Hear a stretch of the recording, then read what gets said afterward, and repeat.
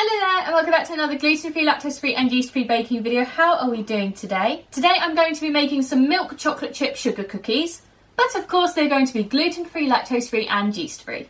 You will be needing the following equipment: some scales, 2 cookie sheets or baking trays, some baking paper, some spray oil, 1 large mixing bowl, a spatula, a wooden spoon or electric hand whisk, a rolling pin, a cookie cutter. I use a 2 3/4 inch sized one, and a cooling rack. You will also be needing the following ingredients: 113 grams of butter softened, I like to use lacto-free butter, 113 grams of caster sugar, half a medium-sized egg beaten. There is a video in the description showing you how to do this, 3/4 of a teaspoon of vanilla extract, 265 grams of gluten-free self-raising flour plus extra for rolling, and 75 grams of dairy-free milk chocolate chopped into small squares. So, let's go!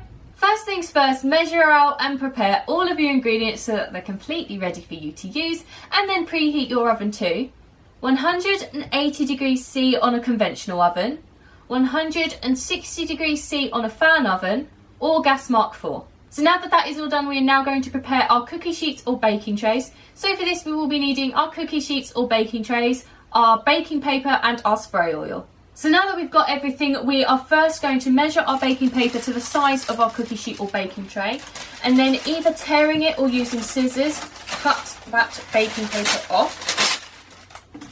Then using my spray oil just to hold the baking paper down while I finish doing the baking and everything else, give that a quick spritz of some spray oil, place my baking paper down.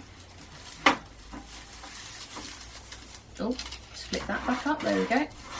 Okay, so now that this is all done, repeat this with your other cookie sheet or baking tray and then set these off to the side until we're ready to bake. So now that we've done all that nasty prep work, it is now time to begin actually making our cookies. So for this we will be needing our wooden spoon or electric hand whisk, our large mixing bowl, our spatula and all of our ingredients.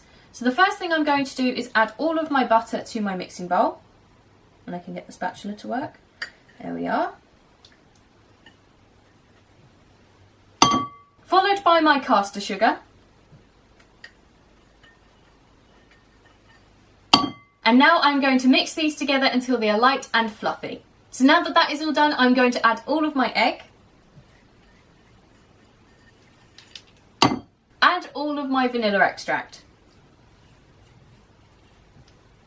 And now I'm going to mix this lot together until it equals a nice smooth batter. So the next thing we're going to do is add all of our flour to our mixture. Oh dear, probably shouldn't have done that, but never mind. Followed by all of our chocolate chips. So now we're going to mix this lot together until it is fully combined. So as you can see, mine's gone quite crumbly, but you'll notice as soon as I start pressing it together with the spatula, it starts to form the cookie dough ball, so it's really not that big of an issue.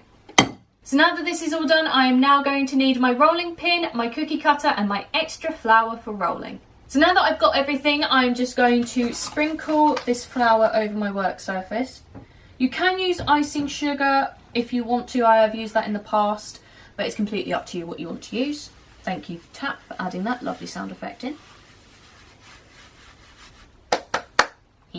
So the next thing I'm going to do is half my dough and place that onto my floured work surface. So the next thing I'm going to do is flour my rolling pin. And now I'm going to roll this out until it equals 1/4 inch thick.